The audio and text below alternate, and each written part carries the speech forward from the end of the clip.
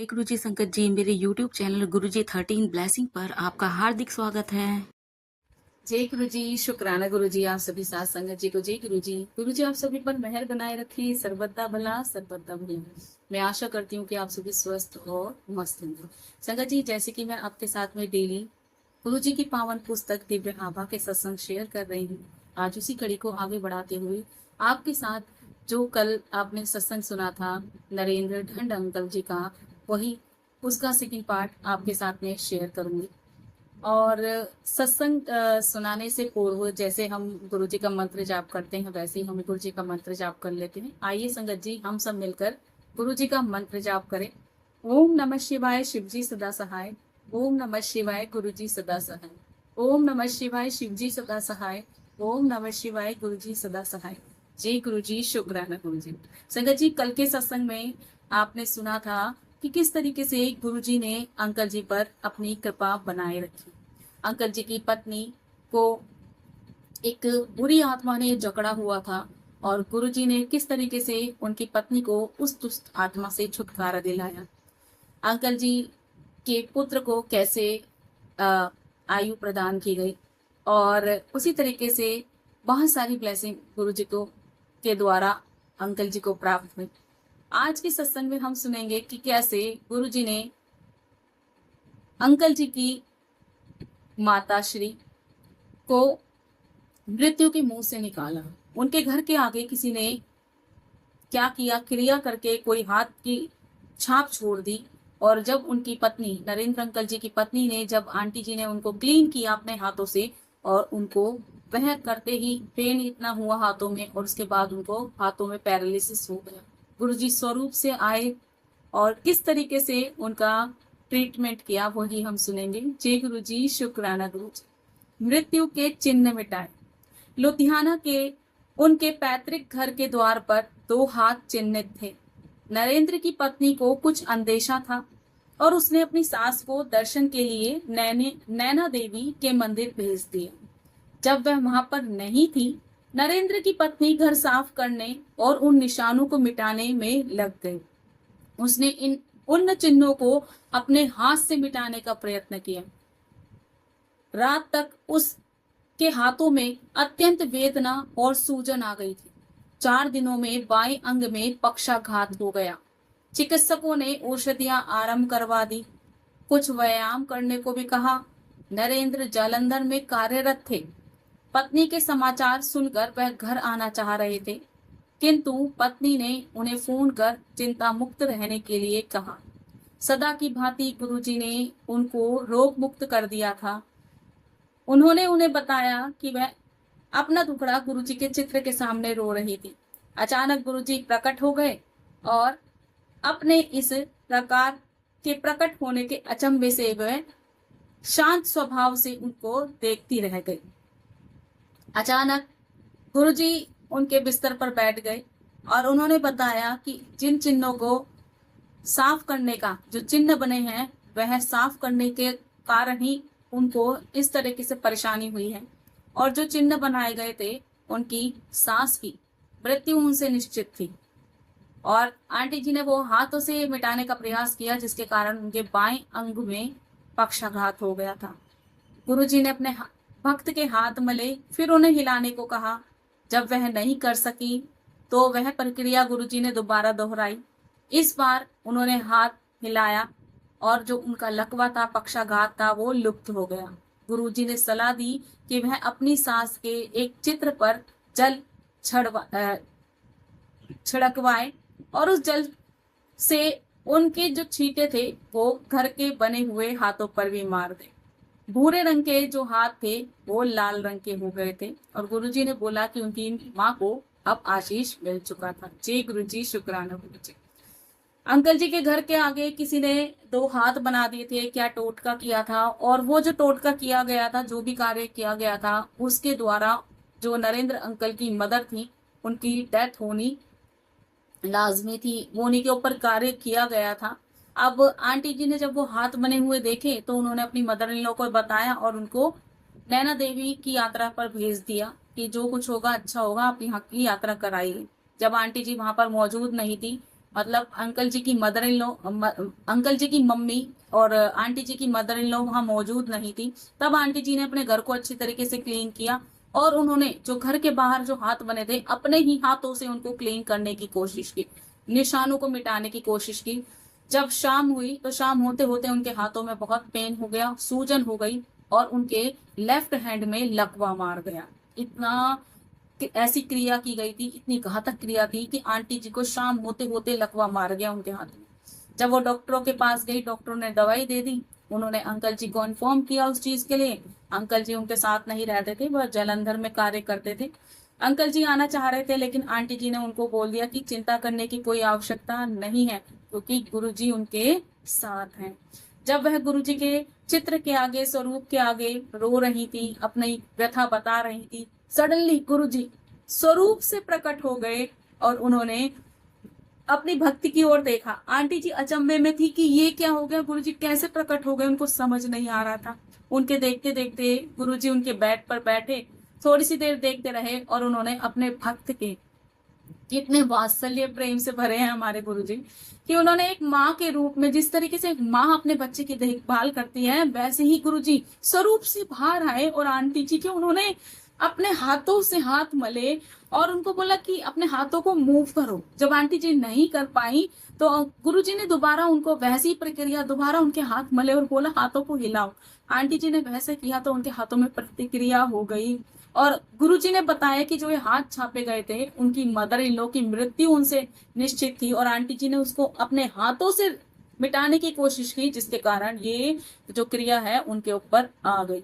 अब गुरुजी ने आंटी जी को उनकी मदर इन लॉ का चित्र लाने के लिए कहा और उस पर जल छिड़कवाया। साथ में वही जल उन्होंने उन जो बाहर, उनके घर के बाहर जो हाथ के छाप बने थे उन पर छिड़कवाया।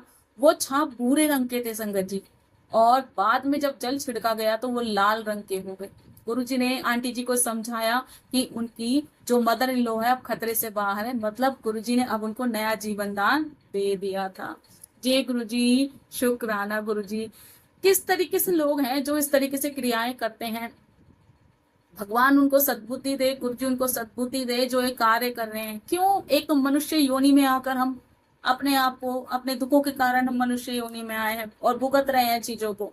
क्यों लोग इस तरीके से दूसरों को देखकर जेलस की भावना रखते हैं और ऐसी क्रियाएं करते हैं। मैं तो यही बोलूंगी संगत जी, भगवान ऐसे लोगों को, गुरुजी ऐसे लोगों को सद्बुद्धि दे जो गलत मार्ग पर चल रहे हैं, उनको सही राह दिखाए ताकि वो किसी के साथ ऐसा ना करे। वो भूल जाते हैं कि जैसे बीज बोओगे ना वैसे ही फल मिलेंगे। आज तुम किसी के साथ गलत कर रहे हो, किसी की मौत लेने का, किसी की जिंदगी लेने का तुम्हारा कोई अधिकार नहीं है। वो तो सब भगवान की देन है, वो कब लेना है कब देना है वो जानते हैं, आप उसमें कुछ नहीं कर सकते। संगत जी क्या ही बोले। जय गुरुजी, शुक्राना गुरुजी। अंकल जी ने लिखा है नैनीताल का निमंत्रण। जून 2002 में गुरुजी की संगत के साथ नैनीताल जाने की योजना बन रही थी। नरेंद्र की पत्नी सोच रही थी गुरुजी उनको साथ चलने के लिए कहेंगे या नहीं। नरेंद्र ने कहा कि ना तो वह उनके पुराने अनुयायी हैं और ना ही धनवान हैं तो गुरुजी संभवतः उनको आने के लिए ना कहें। शीघ्र ही पता लगने वाला था कि उनका सोचना कितना गलत था। गुरुजी की संगत में कोई भेदभाव नहीं होता और उन जैसे तेजस्वी विभूति के सम्मुख सब दीन हैं, वह दाता हैं और शेष सब कोई भी लौकिक प्रतिष्ठा होते हुए भी मात्र भिक्षु हैं। यहाँ पर बता दिया कि गुरुजी की नजरों में सब एक समान है, चाहे कोई बड़े उच्च पद पर कार्य करने वाला व्यक्ति हो, चाहे निम्न पद पर कार्य करने वाला व्यक्ति हो, चाहे धनवान या जो मिडिल क्लास का है, वो सब उनकी नजरों में एक समान थे। यहाँ पर घूमने का प्रोग्राम बना रहे थे कि संगत गुरुजी के साथ नैनीताल घूमने जाएगी, तो आंटी जी के मन में हुआ कि शायद वो गुरुजी के साथ जाएं, गुरुजी उनको ले जाएं, लेकिन अंकल जी ने बोला कि ना तो वो उनके पुराने डिवोटी हैं और ना ही धनवान है। तो गुरुजी ने कैसे उनको बता दिया कि उनकी नजरों में सब समान है। और संगत जी हम सभी जानते हैं गुरुजी की नजरों में सब समान है। हम भेदभाव करते हैं, मनुष्य होकर भी दूसरे मनुष्य के साथ जात का, रंग का, रूप का, सबका भेदभाव करते हैं, दीनहीन समझते हैं, अपने आप को बहुत सुपर समझते हैं, पर ये नहीं जानते कि एक समय ऐसा आएगा हमें सब कुछ छोड़कर जाना है। कोई अपने साथ नहीं लेकर जाता रंग, रूप, धन दौलत सब यहीं छूट जानी है, कोई अपने साथ लेकर नहीं जाता। और सब जानते हैं गुरु जी के यहाँ जब लंगर प्रसाद ग्रहण करते हैं ना, तो 4 लोग एक थाली में खाते हैं। कौन आपके सामने बैठा है, धनवान गरीब, क्या, कुछ नहीं, कुछ नहीं। गुरु जी कोई भेद नहीं करते, तो हम क्यों करते हैं संगत जी? गुरु जी ने बहुत कुछ सिखाया, पर एज अ मनुष्य हम अगर देखे जाए तो हम वो कर ही नहीं रहे हैं। जय गुरु जी, शुक्राना गुरु जी। संगत जी अगर मेरी बातें बुरी लग जाए तो इसके लिए मैं क्षमा मांगती हूँ। जय गुरु जी, शुक्राना गुरु जी। अब आगे अंकल जी ने लिखा है, 2-3 दिन में ही गुरुजी ने नरेंद्र को दिल्ली बुला लिया। दिल्ली पहुंचकर लंगर खाने के उपरांत गुरुजी ने उन्हें नैनीताल आने का निमंत्रण भी दे दिया। जब नरेंद्र घर वापस पहुंचे तो उन्होंने अपनी पत्नी से कहा कि गुरुजी ने केवल औपचारिकता के लिए उन्हें आमंत्रित किया है। यहाँ पे अभी भी संदेह बना हुआ है अंकल को। पर जाने से 3 दिन पूर्व गुरुजी ने उन्हें फिर बुलाया और साथ में ऊनी वस्त्र लाने के लिए भी कहा।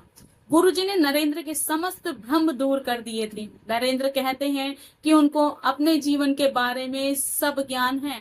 आप क्या करते हैं, क्या सोचते हैं, गुरुजी सब जानते हैं। यहाँ पर निमंत्रण दे दिया गुरुजी ने कि आप नैनीताल चलोगे हमारे साथ में। फिर भी अंकल जी के मन में डाउट कि उन्होंने मुझे बुलाया, सिर्फ फॉर्मेलिटी पूरी की है गुरुजी ने हमारे साथ चलने के लिए, लेकिन गुरुजी ने फिर बुलाया और कहा कि सारे ऊनी वस्त्र तैयार कर लो और हमारे साथ चलना है। और सभी जानते हैं ठंडा क्षेत्र है नैनीताल और ऊनी वस्त्र ही लगते हैं। तो यहाँ पर हमारी बुद्धि जो है ना संगत जी मैं तो बोलूंगी पापी हैं हम लोग, और इस तरीके से बुद्धि लेकर चलते हैं। गुरुओं को भी हम आजमाते हैं, लेकिन गुरु के लिए तो सब बराबर हैं, कोई बड़ा छोटा कोई नहीं है। क्योंकि हमारी सोल है, हमारे शरीर, हमारी भौतिक चीजें नहीं देखते वो, हमारी सोल की यात्रा देखते हैं, हमारा मन कितना पवित्र है वो देखते हैं। इसके अलावा गुरु जी कुछ नहीं चाहते। गुरु जी ने सिर्फ अपनी संगत को यही समझाया कि अच्छे कर्म करो, सबके साथ मिलजुल कर रहो, कोई द्वेष मत रखो। अगर आपका किसी से नहीं बन रहा है तो नमस्कार करके उससे दूर हो जाओ, दूरी बना लो, लेकिन गलत मत करो। जी गुरु जी, शुक्राना गुरु जी। नैनीताल में गुरु जी ने नरेंद्र को डिप्लोमा अथवा डिग्री पाठ्यक्रम करने को लिए कहा। नरेंद्र ने कहा कि 1 दशक के बाद यह करना क्या ठीक होगा, परंतु गुरुजी ने उन्हें बलपूर्वक यह करने का आदेश दे दिया। नरेंद्र ने डिप्लोमा कार्यक्रम करना आरंभ कर दिया, पर उसे पूरी करने की शंका के साथ। परीक्षाओं में नरेंद्र ने गुरुजी की सहायता मांगी। गुरुजी से उन्होंने यह 2 वर्ष में ही पूरा कर लिया और गुरुजी को समाचार देने पहुंचे। गुरुजी सोच रहे थे कि नरेंद्र उन्हें यह बताने का कष्ट क्यों कर रहा है उन्हें क्या, परीक्षाओं तो उन्होंने ही लिखी थी और सफल भी रहे थे। गुरुजी की दया से नरेंद्र ने MBA कर लिया था। आगे नरेंद्र अंकल जी को नैनीताल में जब गुरुजी लेकर गए तो उन्होंने बोला कि आगे MBA की पढ़ाई करो। अब अंकल जी कहते हैं कि 1 दशक हो गया, समय हो गया पढ़ाई छोड़े हुए, अब कैसे कंटिन्यू करेंगे। आपने अगर बहुत टाइम पहले अपनी स्टडी छोड़ दी है और आप दोबारा कंटिन्यू करते हैं तो बहुत टाइम लगता है आपको प्रिपेयर करने में। अब MBA के फॉर्म जबरदस्ती भरवा दिए गुरुजी ने। अब क्या था, नरेंद्र अंकल को टाइम नहीं मिलता था, जॉब भी करते थे, कैसे पढ़े। तो जितनी भी बुक्स थी ना गुरुजी के आगे रख दिया करते थे। और जब उनके एग्जाम हुए, जब वो पास हो गए 2 साल में ही, MBA आपका जो भी जानते हैं MBA जो है 2 साल का ही कोर्स होता है, अब वो उसमें पास हो गए। जब वो पास हो गए तो गुरुजी को बताने गए तो गुरुजी कहते हैं कि मुझे क्यों बता रहे हो, परीक्षाएं तो मैंने दी है, तुमने थोड़ी दी है। क्योंकि बुक्स तो गुरुजी के आगे रख दी थी, गुरुजी ने पढ़ाई करी है, तुमने थोड़ी की है।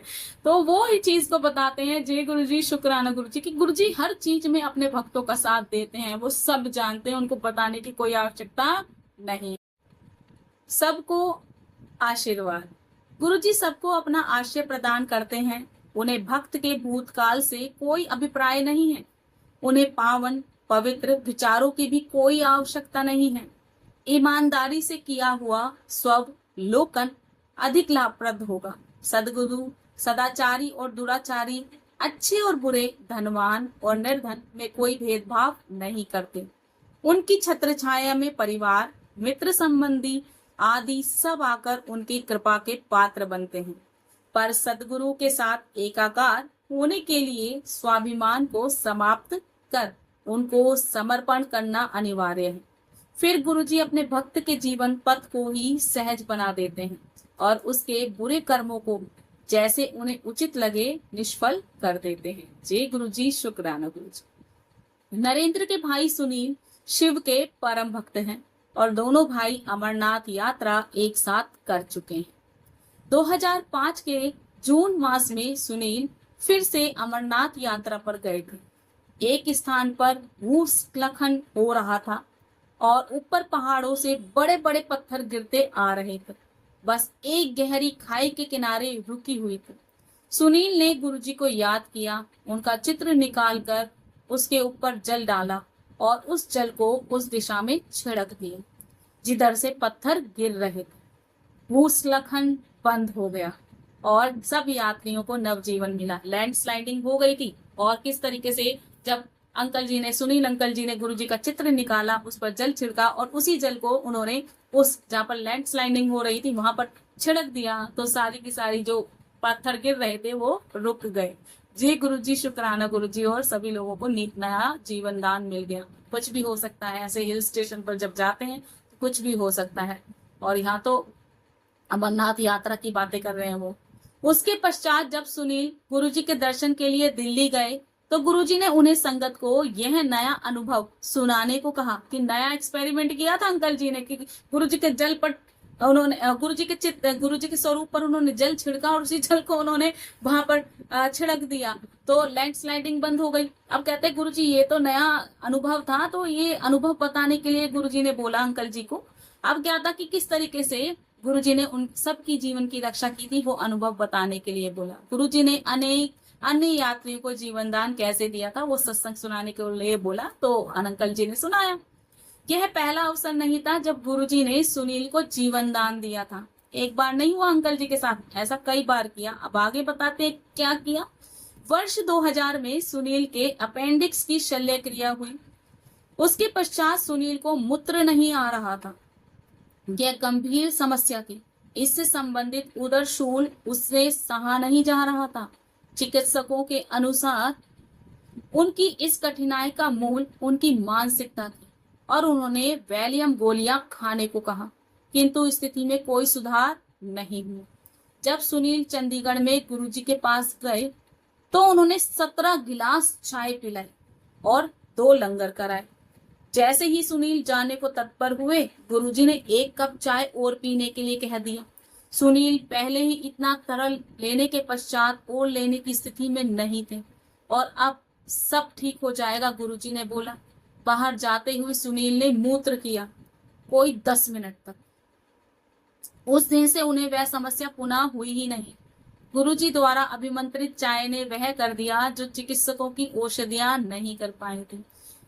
अपेंडिक्स का ऑपरेशन हुआ अंकल जी का, और अपेंडिक्स का ऑपरेशन होने के बाद उनको जो था वो फ्रेश नहीं हो पा रहे थे, वो टॉयलेट नहीं जा पा रहे थे, उसकी परेशानी हो गई। जब डॉक्टरों को बताया तो उन्होंने बता दिया कि आपको मानसिक रूप से अब जब सोच रहे हो इस तरह की परेशानी तो उसकी वजह से हो रहा है, मानसिक परेशानी की वजह से।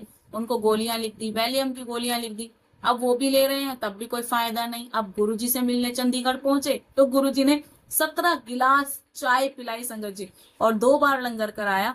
और जब सुनील अंकल जी वहां से जाने लगे तो गुरुजी ने 1 कप चाय और दे दी। अब जो पहले ही इतना तरल पदार्थ ले चुका है और फ्रेश वो हो नहीं पा रहा तो क्या होगा, उसके उनके पेट का क्या हाल रहा होगा वो तो वही जाने। तो गुरुजी ने बोला सब ठीक होगा। अब अंकल जी ने जब वहां से प्रस्थान किया तो गुरुजी ने 1 कप चाय और पिला दी। 18 कप चाय पीने के बाद जैसे वो बाहर आए तो उन्होंने 10 मिनट तक वो वॉशरूम के लिए फ्रेश हुए और उनका जो दर्द था, जो पेट में जो शल्य क्रिया होने के बाद जो परेशानी हो रही थी वो बिल्कुल ठीक हो गई और कभी उनको वो ऐसी परेशानी हुई ही नहीं। जय गुरु जी, शुक्राना गुरु जी। आगे अंकल जी लिखते हैं 1997 में एक संबंधी की बेटी मधु अस्वस्थ हो गई थी। उसे कुछ स्नायु संबंधी समस्या थी और उसको उदर का पक्षाघात हो गया था। वह गुरुजी की अनुयायी थी और चिकित्सा के लिए जाने से पूर्व उसने गुरुजी के दर्शन करने चाहे। उसे चंडीगढ़ लाया गया और बाहर एक खिड़की के पास बिठा दिया गया जहां से वह गुरुजी को देख सके। मधु ने रोते हुए प्रसाद के लिए प्रार्थना करी। गुरुजी ने उसकी आस्था की परीक्षा लेने के लिए उसको सबसे अंत में प्रसाद दिया। उन्होंने उसको पटियाला के राजेंद्र चिकित्सालय में प्रविष्ट कराने को कहा। 2 सप्ताह वहां रहकर उसके स्वास्थ्य में सुधार हुआ। चिकित्सालय से निकलकर वह गुरुजी के दर्शन के लिए पुनः आए। उसके शरीर में एक बोतल लगी हुई थी जो गुरुजी ने निकलवा दी। चिकित्सक आश्चर्यचकित थे। उसके अन्य रोगियों को भी लाभ नहीं हुआ था, किंतु वह 3 सप्ताह के उपचार से बिल्कुल स्वस्थ हो गए। सदगुरु के दर्शन ने पुनः दिव्य चिकित्सा का कार्य कर दिया था। जी गुरु जी, शुक्राना गुरु जी। यहाँ कहते हैं कि अंकल जी की कोई एक संबंधी की पुत्री थी, मधु नाम था उनका, वो भी परेशान थी, उसको स्नायु संबंधी कोई परेशानी थी और पेट में भी पक्षाघात हो गया था, पैरालिसिस हो गया था पेट में, और परेशानी थी वो। तो उनको गुरुजी के दर्शन के लिए वो चाहती थी कि जो उनका ट्रीटमेंट है उससे पहले वो गुरुजी के दर्शन करें। गुरुजी के दर्शन के लिए उनको ले जाया गया और खिड़की के पास इनको बिठा दिया गया ताकि वो गुरुजी के दर्शन करती रहे। गुरुजी ने उनकी परीक्षा ली और सबसे आखिरी में उनको प्रसाद दिया, और आखिरी में क्यों दिया गया होगा उसके पीछे भी कोई ना कोई कारण रहा होगा। परीक्षा ले ली तो गुरुजी ने उन्हें प्रसाद दिया आखिरी में। जब वो हॉस्पिटल में एडमिट हुई, गुरुजी ने हॉस्पिटल का नाम बताया कि इसी हॉस्पिटल में एडमिट करना है, वहीं उनको एडमिट किया गया। और जैसे सब जानते हैं गुरुजी की लीला, अन्य रोगियों का उपचार करने में बहुत टाइम लगा, लेकिन जो वो लड़की थी, मधु नाम की जो आंटी थी, वो 3 सप्ताह के अंदर ही बिल्कुल ठीक हो गई। और डॉक्टर भी आश्चर्यचकित थे कि अन्य पेशेंट को भी लाया गया, वो ठीक नहीं हुए, लेकिन ये जल्दी ठीक हो गई। और किसकी कृपा से?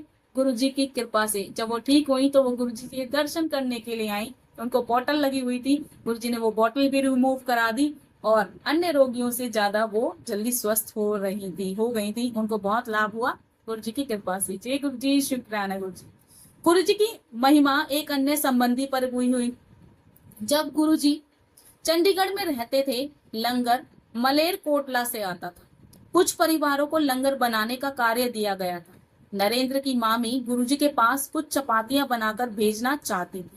इस मनोरथ को व्यक्त करने के अगले दिन ही एक भिखारी उनके घर आया और उसने भोजन मांगा, किंतु उन्होंने मना कर दिया। भिखारी ने कहा, पिछली रात को तो वह लंगर की बात कर रही थी, पर अब चाय भी नहीं दे सकती। उनको इसका तात्पर्य फिर भी समझ नहीं आया और वह उसके लिए चाय और 2 लड्डू ले आए।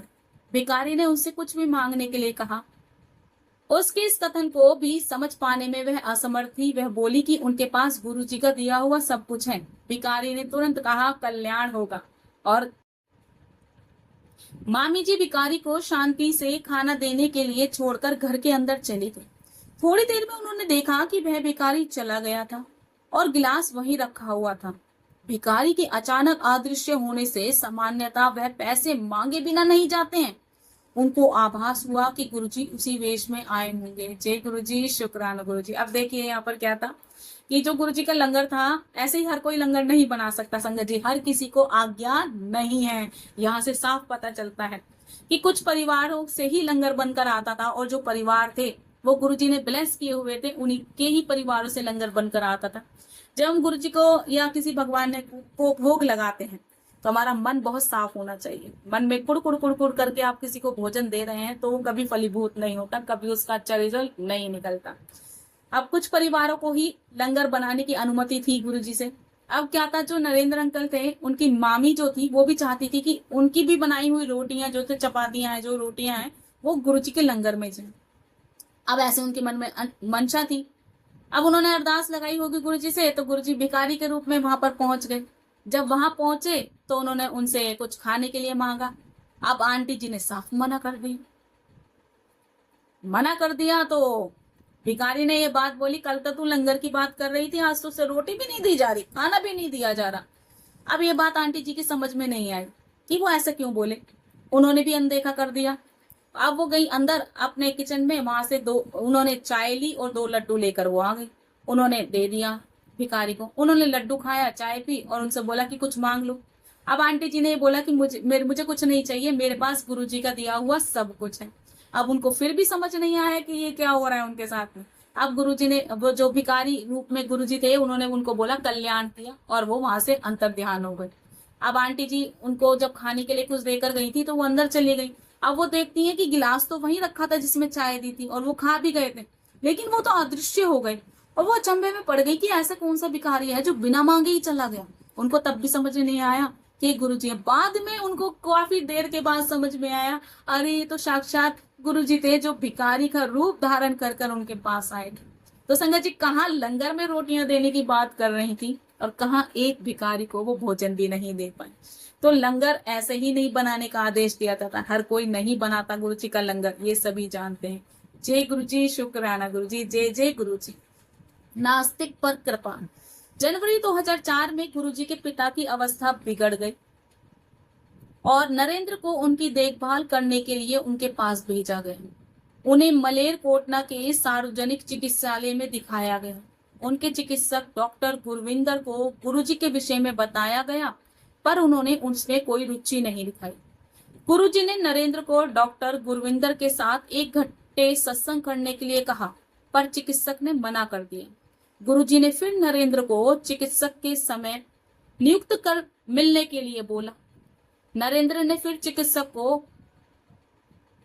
गुरुजी का सत्संग सुनाने के लिए कहा, लेकिन जो चिकित्सक थे उन्होंने बोल दिया कि उनको इन सब चीजों पर विश्वास नहीं है, वो इन सब चीजों पर विश्वास नहीं करते। उनका उत्तर सिर्फ विज्ञान की तरफ था कि वो सिर्फ विज्ञान में विश्वास करते हैं। फिर भी गुरुजी चिकित्सक को अपने मार्ग पर लाने के लिए दृढ़ बनाना चाहते थे। गुरुजी ने सोच लिया था कि इसको अपनी संगत जरूर बनाऊंगा। अब क्या हुआ, नरेंद्र अंकल को फिर दिल्ली आने के लिए कहा गया। अंकल जी फिर उन डॉक्टर साहब से मिले। डॉक्टर गुरविंदर ने फिर सत्संग सुनने से मना कर दिया, पर जैसे गुरुजी की इच्छा, दिल्ली में एक आयोजन समारोह हुआ और वहां पर डॉक्टर साहब पहुंचे। डॉक्टर गुरविंदर 2 दिन गुरुजी की संगत में आए। अगले दिन जब वह गुरुजी ने उन्हें वापस भेजा तो उन्होंने कहा कि वह मलेरकोटला 5 घंटे में पहुंच जाएंगे। अब दिल्ली से वहां तक 7-8 घंटे का मार्ग है और गुरुजी ने उनसे कहा कि जो वह यात्रा करेंगे तो 5 घंटे में वो पहुंच जाएंगे, और ऐसा ही हुआ। डॉक्टर साहब बड़े अचंभित हुए कि दिल्ली से मलेरकोटला पहुंचने में 7-8 घंटे लगते हैं, जो डिस्टेंस है 7-8 घंटे का है, लेकिन गुरुजी ने कहा 5 घंटे में पहुंच जाएंगे, और ऐसा ही हुआ।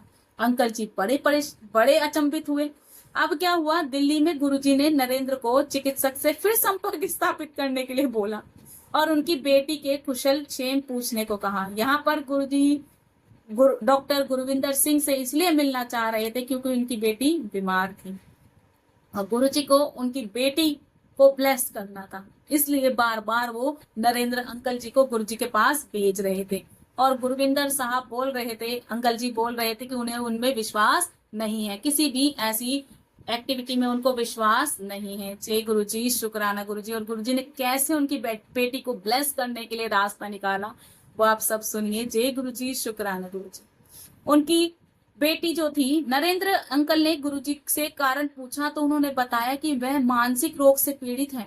नरेंद्र ने गुरुजी की इच्छा का अनुसरण किया। चिकित्सक ने पूछा कि वह उनकी बेटी के बारे में क्यों जानना चाहते हैं।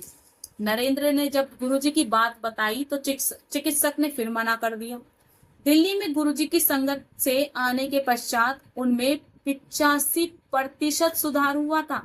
यद्यपि चिकित्सक अलौकिक में विश्वास नहीं रखते थे, फिर भी उनकी बेटी को स्वस्थ होने के मार्ग पर आगे वो हों तो वो अगले सप्ताह वह गुरुजी के दर्शन के लिए दिल्ली आ गए।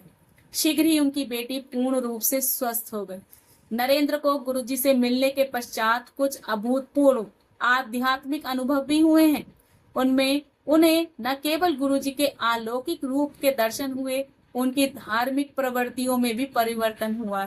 स्पष्ट है कि ऐसे अनुभव कराकर सदगुरु अपने भक्त को आध्यात्मिक रत्न देकर उसे सही राह पर लाने की चेष्टा करते हैं। जय गुरुजी, शुक्राना गुरुजी। यहाँ पर वो कहते हैं कि इस तरीके से जो गुरविंदर सिंह जो अंकल थे, डॉक्टर साहब, उनको गुरुजी से जब वो मिले तो उनसे पहली बार मिलने पर 85% उनमें सुधार हुआ था। अब वो अलौकिक में विश्वास करने लगे थे। नास्तिक को आस्तिक बना दिया था गुरुजी ने।